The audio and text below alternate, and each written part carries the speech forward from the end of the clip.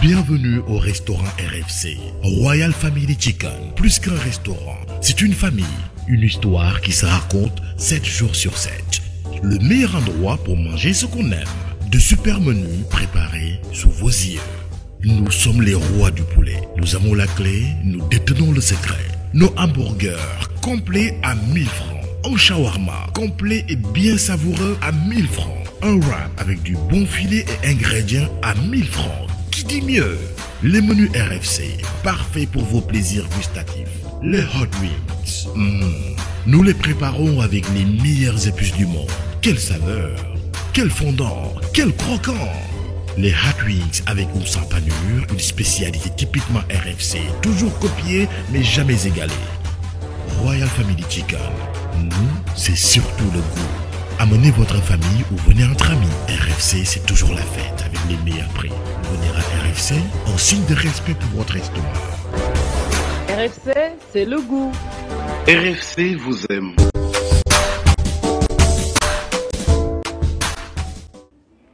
salaamaaleykum wa rahmatullah maa ngi leen di nuyu bu baax di leen ziar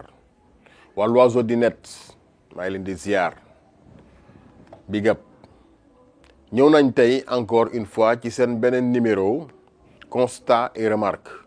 ma ànd ak Malick Fall ñu fas yéene leen indil beneen numéro waxtaane leneen ginnaaw bu ñu waxee ci albumu Youssou Ndour bi nga xam moom la mujjee génnee mbalax waxtaan nañu un peu ci xeexoo yi nga xamoon nga xam ni dox na ci diggante artistes yi ñoom Wally Seck ak Sidi Diop si ay dates yoo xam ni dafa daje. Finalement on a su que le concert de Sidi dañ ko annulé et que Wally moom dem na Kaolack toj na fa. Félicitations en tout cas ñuy féliciter organisateurs yi macha allah te nag li ñu bëgg a waxtaane ak yéen. moo di wàllu animation musicale au Sénégal animation musicale c'est-à-dire dafa nekk loo xam ne lu historique la te mu nekk itam lu am solo ñu bëgg ci def benn taxaw seetlu def ci ay constat def ci ay remarques alors laata nag ñuy dugg ci détails yi dama leen di indil un peu en tout cas ñun ci suñu at fi mu toll ak li nga xam ne jot nañ ko fekkee ci mbirum animation fii Sénégal waaw kon nag gis ngeen ni que kon RTS moo fi njëkkoon nekk comme rajo amagul woon télévision waaye nag ci biir loolu am na ay nit ñoo xam ne ñi ngi fi woon doon def wàllu animation moo xam musicale la wala muy animation traditionnelle musique traditionnelle bu Sénégal alors laata nag ñuy dugg ci développement yi dama bëgg ñu limal leen ay quelques nit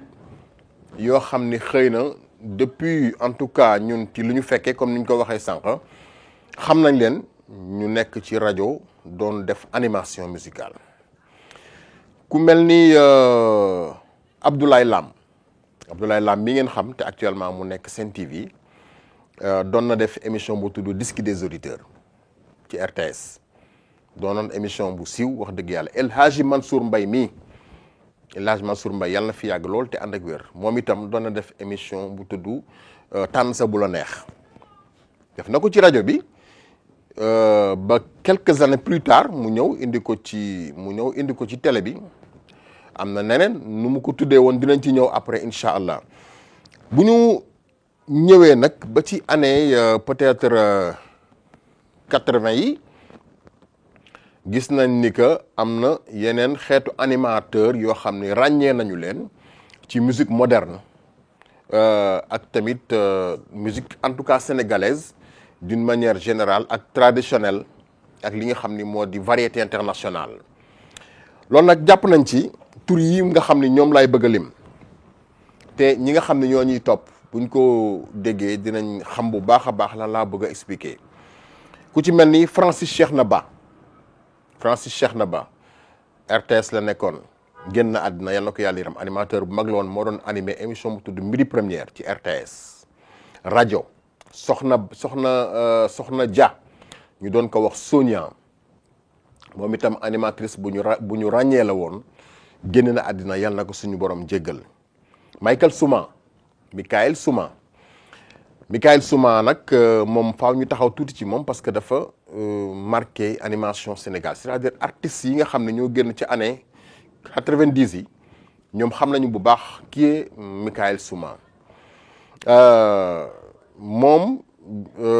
dafa amoon benn émission bu tuddoon Inter Samedi Relax ci année 90 yi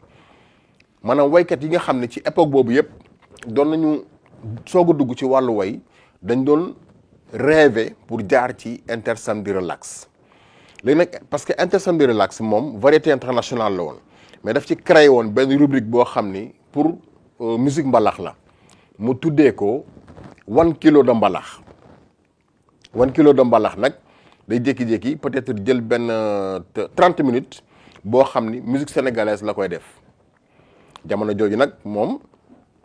doon na génne artiste am na benn wayu Kinelam bu muy wax naan dëgg dawul mbaar ci émission boobu laa ko njëkk a déggee c'était en 89 j'étais très jeune à l'époque hein Malick. alors bu ñu jógee ci Michael Souma ñëw ci ki nga xam ni moo di DJ Kolos. DJ Kolos aussi a marqué l'animation au Sénégal dans les années 90 xam ngeen ni rajo Dunia la nekkoon après jóge na fa dem groupe Com7 bi mu jógee groupe Com7 am na ci yeneen rajo yoo xam ne jot na fa jaar am na benn moment nag mu mel ni ko xaw a def break actuellement mi ngi ci foofu nga xam ni moo di RFM DJ Kolos ku marqué animation Sénégal la parce que moom dafa ñëw indi benn style animation boo xam ni xëy na nit ñi miinuñu ko woon moom du làkk français xam nga animateurs yi parfois dañuy fan di làkk bienvenue à toutes et à tous merci beaucoup de nous écouter sur la fréquence tel nangam mais moom day ñëw naan salaamaaleykum xam nga di làkk ay wolof quoi léppam wolof la ko def mais nag mu am li ñuy tuddee technicité vraiment ci wàllu mise en onde DJ Kolos ki nga xam ni moo di Souleymane Guissé Jules Junior moom itam yàlla na koy suñu borom jégal génn àddina moom nag dafa féete woon ci côté bi nga xam ni moo di wàllu rap galsen ñi ngi koy ñaanal bu baax a baax ku nekk miinoon na Black Label ci Walfadjri ku marqué animation la Sénégal DJ Boubacar Diallo waaw moom nag itam moom dafa bokk ci ñi nga xam dañu révolutionné li nga xam ni moom moo di animation au Sénégal parce que DJ Boubs dafa doon koo xam ni nit ku ambitieux la bi mu ñëwee en tout cas Walfadjri xam nga moom comptabilité la def en tout cas formation comptabilité la def mais dafa dugg xëy na ci animation bi par passion mais far suñu borom nag jàppale ko ci mu am ci Pastef bu baax a baax moom itam bokk na ci ñi nga xam ni aussi révolutionné nañu wàllu animation au Sénégal ba pare valoriser ko comme ni Tyson révolutionné li nga xam ne moom moo di làmb ji en tout cas bu ñuy def comparaison bi foofu rek lañ ko mën a xool Edouard Adama bu Njool Kumba moom itam yàlla jël na ko suñu borom jéggal il a marqué en tout cas son époque les années au début des années 2000 nekkoon na ci animateurs yi nga xam ne ñoo gënoon a yëngu ci jamono jooju nekkoon Soxna FM amoon fa taxawaay bu dëgër par la suite ñëw Walfadjri nekk fa moom nag dafa amoon ce qu'on appelle parce que xam nga animateurs yi kenn ku ne am nga sa fort moom dafa amoon une voix boo xam ni que daf lay captiver ba pare il parlait un bon français ba pare bëri kaf maanaam di kaf nii à l'antenne moom bokkoon na ci ñi nga xam ni que vraiment amoon na ci taxawaay bu baax a baax Pape Cheikh Diallo voilà un excellent animateur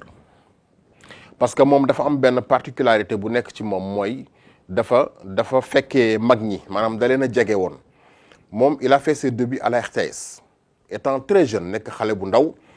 nekk RTS moo xam moom moo tax mu am culture générale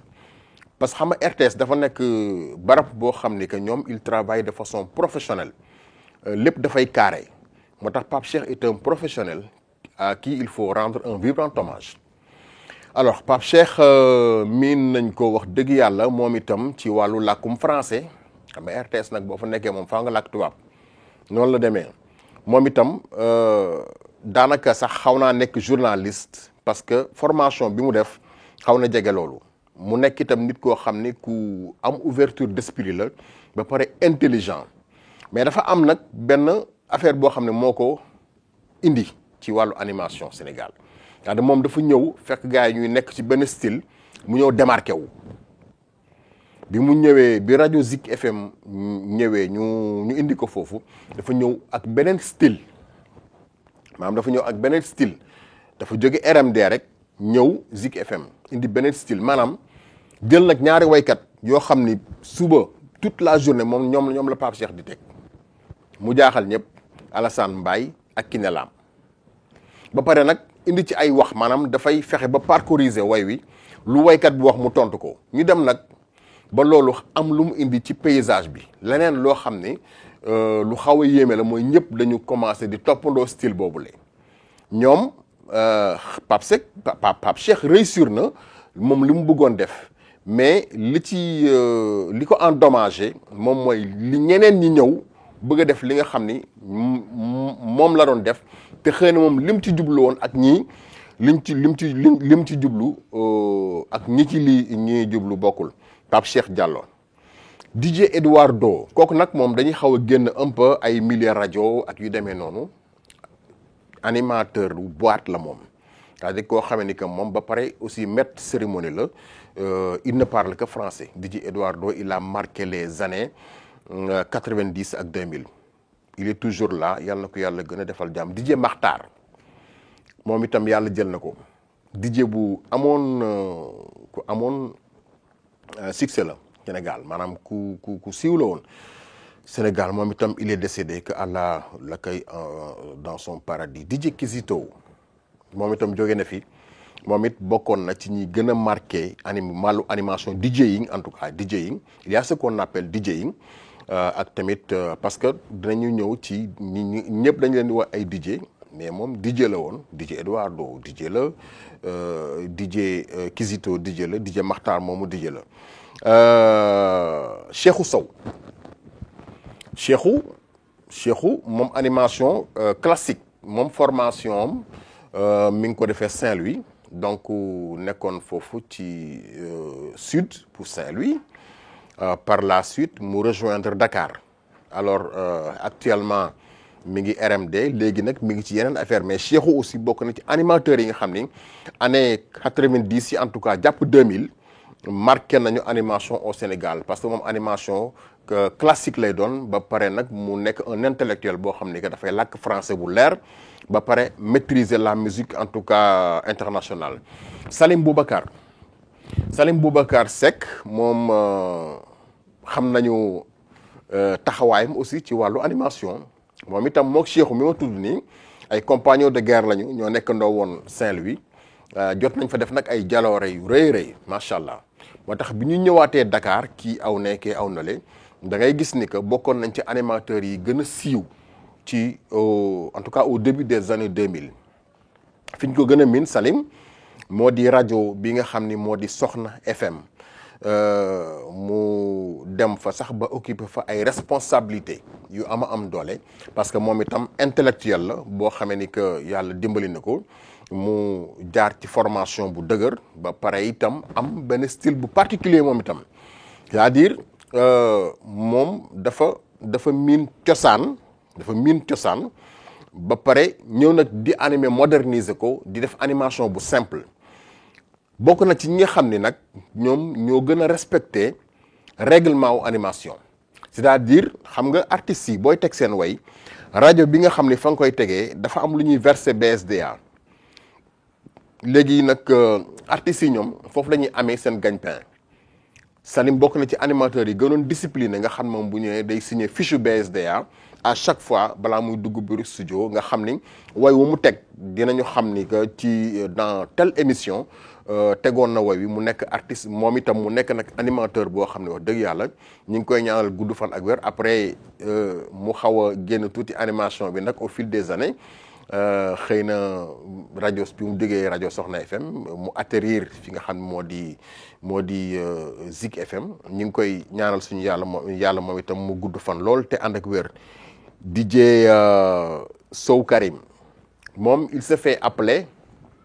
le premier DJ Peul du Sénégal. waaw DJ Sow Karim na riir on se rappelle de l'émission na riir moom itam ku marqué animation le Sénégal DJ Sow Karim ñu ngi koy rendre hommage bu baax a baax. Aziz Koulibaly moom itam marqué na animation Sénégal lool bu baax a baax macha allah alors nekk na nag koo xam moom itam bi Sud FM di soog a tàmbali en 94 doon na fa def ay émissions yu am solo en live ci biir studio bi maanaam émission yoo xam ne live lay doon. biir studio mu nekkoon ay émission yu am succès alors Youssou Ndour sax mus na dem ci émission yi artistes yëpp ñoom ñoo fa doon jaar. Aziz Koulibaly ku jar a bàyyi xel la moom itam. DJ Paco moom itam am na DJ Paco bu nekkoon Soxna FM on se le rappelle li ñuy tuddee jëlandoo ñaari nit ci benn ci ligne bi ñuy waxtaan en direct. DJ Paco bokk na ci ñi ko njëkk a def fii Sénégal. moom itam ñu ngi koy ñaanal gudd fan ak wér. Maxu Sol bi JB Honors bi Sud FM moom itam la nekkoon moom itam doon yëngu ci wàllu rap.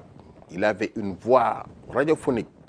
man bu njëkk dañ doon def test de voix ci rajo yi mais léegi mode de voix bu nekk ngay dégg ci rajo bi en tout cas Maxu Sol bi. alors ki nga xam ni moom moo di Sister Maria moom itam bokk na ci jigéen ñi nga xam ni dugg nañ ci animation indi ci tamit seen participation. Francesca Diafouné Kungu Yaboy d'accord 404 bar Kungu Yaboy Sud FM moom itam bokk na ci ñi nga xam ni marqué nañu. Ndey Faye Soxna FM moom itam Sista Eva yàlla na ko yàlla yërëm moom itam bokkoon na ci ñi gënoon a taxawu animation. alors li at yi di dem nag. ñu gis ni que il y a une nouvelle génération après ñoom DJ Boubs ak ñoom Sali ñoom Cheikhou am na beneen génération boo xam ni ñi ngi doon ñëw boo xamee ni que wax dëgg yàlla ñoom itam taxaw nañu animation bi am na ci ñoo xam ni en tout cas taxaw nañu animation bi. mën nañ ci jàpp ku mel ni Cheikh Sarr moom itam dafa mel ni ku nekk à cheval dafa xaw a laal tuuti génération bële ba pare dugg ak booy ci génération bii nii mi ngi jëm mag nag xëy na mais. vraiment maîtriser na en tout cas l'animation moom itam minoon nañ ko rajo Walfadjri Walf 3 la nekkoon bi mu jógee Walf 3 nag toog na lu yàgg deful animation après nag bon ci la chance bi soog a ñëw Zik FM mu ñëw fa wax dëgg yàlla téye affaire yi bi Pape Cheikh Diallo demee te téye na ko nag macha allah parce que ku xam musique la te balaa ngay animer faa nga xam musique dinañ ci ñëw. Alima bon mun nañ taxaw ci moom tuuti parce que Alima bon moom mooy chouchou jeeg ji ak jànq ji xëy na moom itam ñëw na indi benn style ñu bari nag dañ koy niroole ak Pape Cheikh Diallo de par sa voix et sa façon de parler mën na am toppandoo na ko à un moment mais nag par la suite moom góorgóorlu na ba indi ci touche touche personnelle am. waaw loolu it mérite la aussi quoi Alima Ndione ku jara rendre hommage la en tout cas ci wàllu animation fii Sénégal. DJ Padros je me rappelle que Africa 7 laa ko njëkk a découvrir Joson wooma ni ma am na benn booy bu war a commencer na nga ko déglu il faut l'écouter bon il y a un gosse qui doit commencer aujourd'hui il faut l'écouter si il est bon ou pas. Bon bi ma ko dégloo après bon il s'est trouvé qu'il a eu beaucoup d'appels de la part en tout cas de ses amis ou quelque chose comme ça bon le soir quand je me demandais noo gisee booy bi je lui ai dit que il était cool voilà moom itam bokk na ci booy yi nga xam ne ñu ngi taxaw animation bu baax a baax DJ Padros Favivi Ndiaye. bon Favivi moom mënuma wax ci moom lu bari parce que dañu am benn relation bu particulière sama doom la quoi en quelque sorte. moom itam yàlla dimbali na ko ñu ngi koy ndirooleeg Alima Ndione mais il y a une très grande différence bokkuñu dara d'accord xëy na seen timbre vocal xaw na daje mais tel que je connais la fille je sais que c'est une personne boo xam ne que elle est très simple et elle fait une bonne animation voilà animation bi muy def mi ngi koy def bu baax a baax nit la koo xam ne itam ku gentil la parce que am na ouverture d'esprit am relation bu rafet ak ñi nga xam ni ñoom ñoo nekk en tout cas ci milieu artistique bi en tout cas en gros loolu laa mënoon a lim ci animation ci animateurs yi nga xam ni jot naa leen a xam ci réew mi te ñu taxaw animation musicale léegi nag bu ñu defee comparaison bi ci ñi ma njëkk a tudd ñoom Francis ak ñooñu wàcc si ci génération bi da ngay gis ni que différence bu bari am na ci ñetti génération yi jamono ñoom Francis bu album musaana génn artiste buñ ne yow la ñuy invité vraiment doo am jàmm quoi parce que Francis dina dugg ak yow ci ay questions yu technique waxtaan ak yow ngeen décortiquer album bi te di nga wax lu leer te bu fekkee ni que mënuloo défendre say argument rek da ngay am jafe-jafe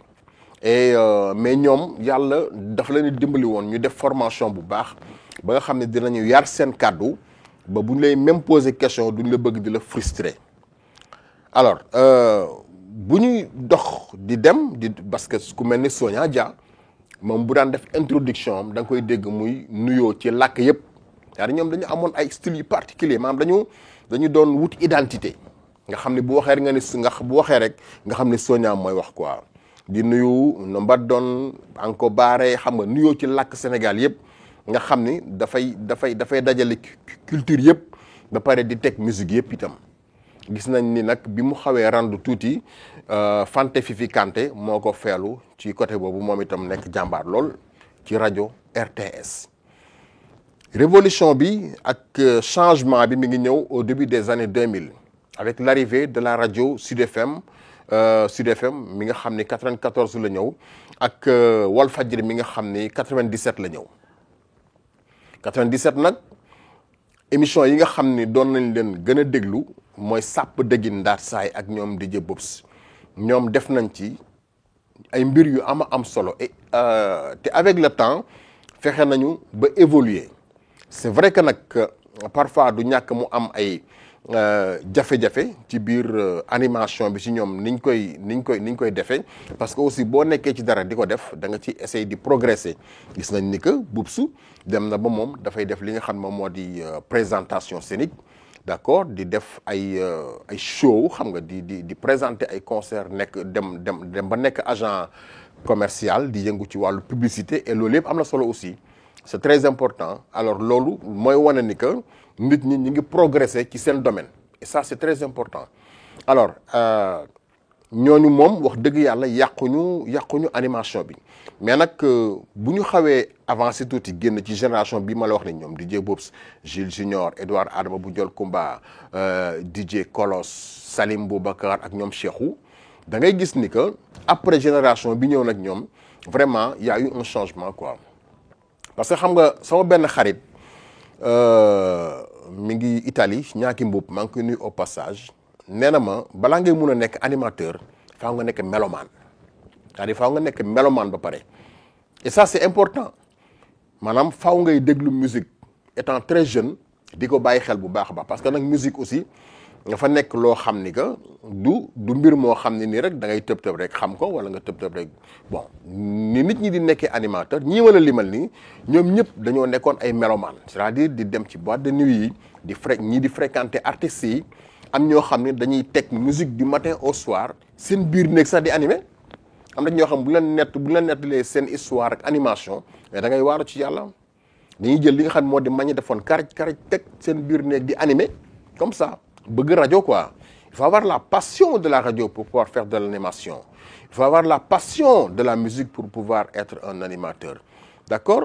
ñooñu amoon nañ ko mais après nag da ngay gis ni nit ñi am na leneen loo xam ne moom moo leen ci dugal léegi mélomane googu ngay nekk mélomane moo lay permettre ngay xam yenn affaires yi am na koo xam ne sax dama ko fàtte muy DJ Sidaat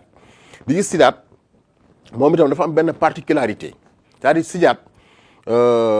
musuma ko gis muy fecc nag mais nee nañ ko mën a fecc la da doon dem ci boîte di fecc loolu moo lay loolu mooy tax nga am oreille musicale maanaam da ngay dégg xam nga boo bokkee ci askanu ngéwél itam ak dégg dafay ne ci yow naturellement yéen boo ci boolee expérience dafay nekk lu am solo. DJ Sidath est un bon animateur sama benn xarit nee na ma ci wàllu mise en onde radiophonique moom kenn mënu ko ci mais avec le temps moom itam xëy na dafay bëgg di progresser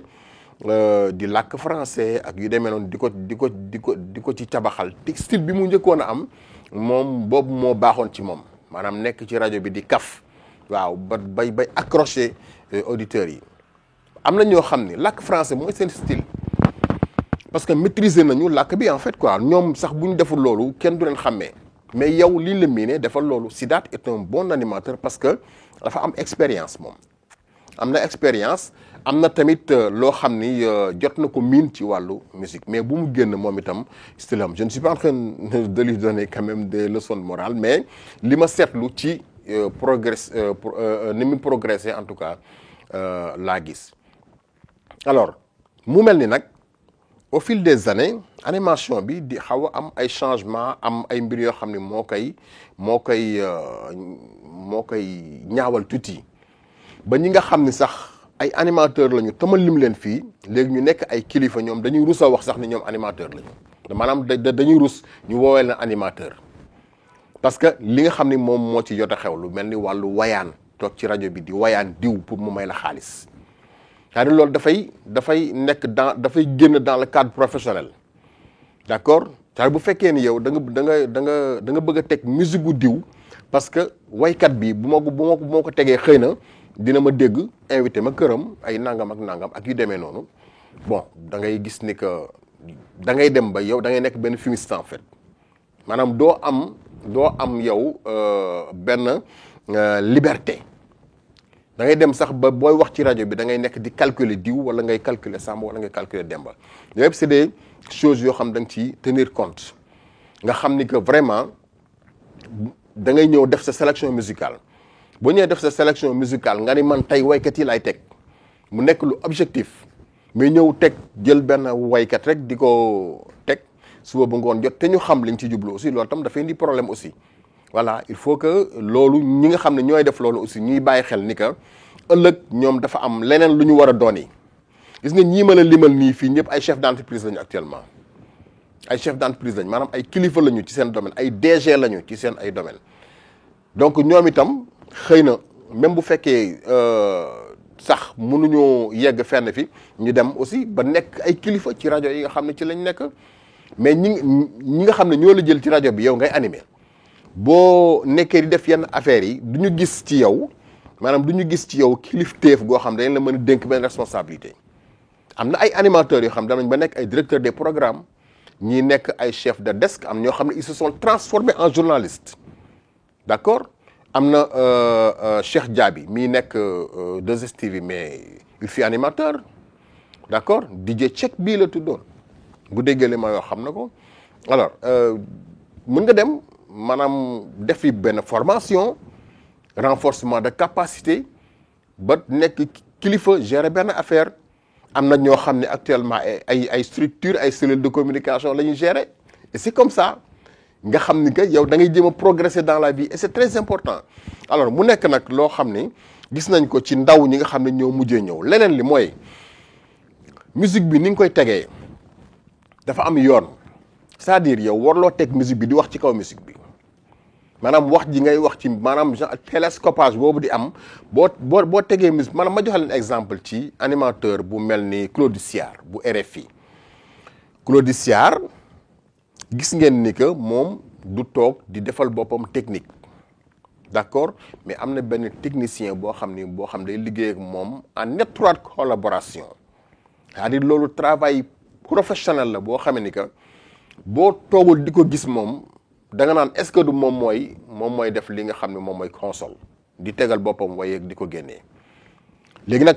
li indi jafe-jafe yooyu li ci ëpp mooy animateur bi nga xam ne dafay toog ci cabine technique bi nga xam ne moom kenn du ko contrôler lu ko neex rek lay def day jëli woy fële teg ko fii dugal fële di wax day teg woy wi di wax ci woy ba woy wi jeex léegi yow da ngay teg woy muy daw ngay wax ci kaw woy bu woy wi jeexee nga noppi te da nga waroon a bàyyi woy wi mu dem am na foo war a duggee wax am na foo xam ni da nga war a génnaat noppi bàyyi woy mu dem bu woy wi jeexee nga soog a wax li nga bëgg a wax bu fekkee da ngay may dédicace nga may dédicace te dédicace aussi dafa am limite bu ñu ko may warloo nekk di lim rek mel na kuy tàggee wala ngay def communiqué yooyu dafa am ay règles yoo xam dañ koy jàng il faut que nit ñi ñuy dem di gëstu loolu pour que ñu mën a conformer wu ci li nga xam ni moom moo di wàllu animation léeg-léeg nga toog ci rajo bi ci di déglu rajo bi dégg am kuy wax naan di animé naan maa fi mën maa fi nekk du ma seen morom maa leen lii maa leen nangam yow kan moo la wax ni yow yaa leen mën c'est-à-dire yow loolu sa xalaatu bopp la c'est-à-dire yow yaa toog rek xalaat ni yow yaa ngi teg musique bi mu neex ngay kontaan di fan sa bopp yaakaar ne yaa fi nekk fekk nekkoo fi aussi ñi fi nekk xam nañ leen c'est-à-dire nga aay animation xam nañ ni que ñi aay ci animation xam nañ leen aussi d'accord ñi nga xam ni miin nañu aussi ay waxi rajo ak yu demee noonu c'est-à-dire nit ki da nga war a soigner sa langage maanaam da nga war a soigner say wax booy wax ci rajo bi parce que rajo c'est pas n'importe quoi d'accord rajo est une chose précieuse boo xamee ni que xoola boo ci xësee ba nekk ci da nga war a Ndella Diouf mos na ma ko wax maa ngi koy nuyu au passage mos na ma ni bis boo demee bay wax ci rajo bi rek ba micro yi tàkk dis-toi que le président de la République t'écoute c'est-à-dire yow boo defee ci sa conscience ni président mi ngi lay déglu rek di nga war a limiter say kàddu mais da ngay toog dégg ci rajo bi ay wax yu déplacé ay wax yu rëy di jël liberté de ton boo xam ni que yow doo xam ñii fan lañ ko jëlee loolu nag manque de formation moom moo koy def il faut que animateurs yi ñuy dem di defe ji formation d'accord balaa ngay mën a def dara di ci wax lu leer faaw nga gëstu ko bu njëkk ba animateurs yi bu ñuy animer dañuy présenter un album dañuy présenter album bi détail par détail mën nañ la wax ne la album bi telle date la génn morceau bi nii la tudd nangam ak nangam et c'est comme ça que ça doit se passer léegi nag yow bu fekkee ne que toute la semaine ngay animer mais ci biir semaine bi yow organiser sa animation c'est vrai que am na ñoo xam ne organiser woon nañ bii dañuy teg li nga xam ne moom moo di rétro bii ñu teg li nga xam mooy nouveauté yi beneen bi nag ñu seet beneen style musical ak yu demee noonu ba ñu invité ay artistes invité leen mais même boo invité artiste bi sax léegi da ngay gis ni que gars yi amuñu sax question bu ñu leen di posé maanaam dañuy toog ci rajo bi di kaf di ree di jël ay appel ba affaire bi jeex quoi léegi affaire appel yooyu nag dem na ba nga xam ni mbir mi nekkatul lu sérieux en fait quoi c'est-à-dire yow ku ëppale auditeur bu lay gën a woo rek te li nga ci bëgg rek mooy di xëy na rajo bi daf ci am xaalis ak yu demee noonu boo teniree compte rek ci li nga xam ni moom mooy appel yooyu ngay jot di kaf ak auditeurs yi ak proximité bi ngay am ak ñoom ak plaisir boobu nga ciy am doo animer lu baax d'accord il faut que gars yi aussi ñu xoolaat mbir moomu en tout cas ñi ma jotalim ñu passé ñoom liñ leen mën a reprocher en tout cas ci fànn boobu bariwul ma ñëwaat ci Pape Cheikh Diallo dafay corriger ñi nga xam ne ñoom ñooy techniciens yi nga xam ne ñoom la jàkkaarlool Pape Cheikh est un professionnel je ne suis pas en train de lui jeter des fleurs non mais dafa nekk un professionnel boo koy seetaan boo xamee li muy def da ngay gis ni que parfois dafa nekk en avance trop ci ñi nga xam ne ñoom lay liggéeyal ci wàllu technique parce que dina leen introduire ci benn affaire bëgg mu demee nen fekk du demee noonu et c'est très important maintenant relation bi nga xam ne nag animateur war na ko am ak ay auditeurs am loolu itam beneen affaire la c'est-à-dire yow warloo dugg ci animation bi rek pour am ay gel jigéen ñi tam waruñu ci dugg rek pour am ay far wala pour am jëkkër affaire demee noonu ça da nga ko war def yow de façon professionnelle comme ça ñu respecté la comme li ma la wax sànq nga mën a dem ba nekk kilifa ci organe bi nga nekk et ça c'est très important d'accord booy bàyyi xel rek auditrices yi nga xam ni yow dañ lay fan fii xam nga nangam sangam ay fan si club fii jàppal bàyyil yooyu yëpp ay yëfu dof la d'accord ay yëfu dof la yoo xam ne dafay éphémère man mus naa dem ci benn ndaje benn xale bu jigéen ñëw ne ma man maay génn ak diw animateur ma ni ko ah bon xam nga donc yooyu ay affaire la yoo xam ni que xale yu jigéen ñi ñoom kenn du leen tey bëgg waykat yeeg animateurs yeeg nit ñu voilà quoi les célébrités là bu fekkee ne nag pour siiw kese la aussi jarul ngay def animation parce que siiw amul njariñ ah non siiw amul njariñ waykat bi wax na ko nee na siiw du jàmmi borom ndax lépp lu yëngu yow lañ koy jiiñ maintenant dafa am ñoo xam ne dañu war a siiw am ñoo xam ne waruñu siiw loolu nag beneen affaire la xëy na dinañ ci ñëw ci beneen numéro incha allah en gros loolu ñu mënoon wax ci wàllu animation musicale. animateur dafa war a am culture générale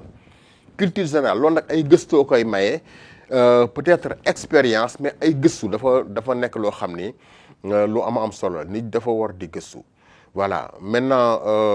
bu njëkk nag nit ñi dañ doon xool profil parce que même télévision léegi da ngay gis koo xam ni dalay wóor ni kii warul génn télé mais vraiment man xaw ma ndax war naa génn télé war a déet nga am na ñoo xam ne vraiment war ñu génn loolu sax ci booy jàng communication mais dañ naan la yow presse écrite ngay def wala yow rajo ngay def wala télévision ngay def d'accord maintenant télé boo ciy génn dafa am noo war a mel. rajo boo ciy waxtaan dafa am voix ba war a am faaw nga am voix test de voix dañ ko daan def xëy na léegi la amatul rek d'accord voilà booy bind itam da nga war a am plume bu rafet wax dëgg yàlla kenn ku nekk nag nga dem ci domaine mais léegi affaire yi dafa jaxasoo quoi kii dafay dugg ci domaine kii dugg domaine kële kii def la lépp ba pare loolu mooy tax doo xam kii kii et c'est important même kii ma jàkkaarloon nii sax sama caméraman bi il est un bon animateur. C'est un bon animateur qui aime bien la radio, Malick Fall, d'accord moom itam il a une voix radiophonique il a jot na dund expérience bi rajo Al Madina FM d'accord ci wàllu animation musicale Malick que moom itam maa ngi koy souhaiter aussi maa ngi koy suggérer en tout cas certaines radios de la place mun na leen apporter dara il a quelque chose Malick Fall voilà il est un bon animateur ba pare xale la. mais maîtriser na musique sénégalaise parce que duggante na ak ñoom ba pare aussi bokk na ci xale yi gën a correct ci wàllu waxin en tout cas maanaam rafetal sa kàddu tegginal ko c'est important alors Malick Fall voilà merci beaucoup moom laa àndaloon nag ci caméra bi ñu ñëwoon ak yéen ci seen rubrique bi nga xam ne moo di constat et remarque ci l'oiseau du net ñu di leen gërëm bu baax a baax di leen sant. Le rendez-vous donc est pris pour une prochaine fois ñu wax ci leneen incha allah d'ici là portez-vous bien ciao.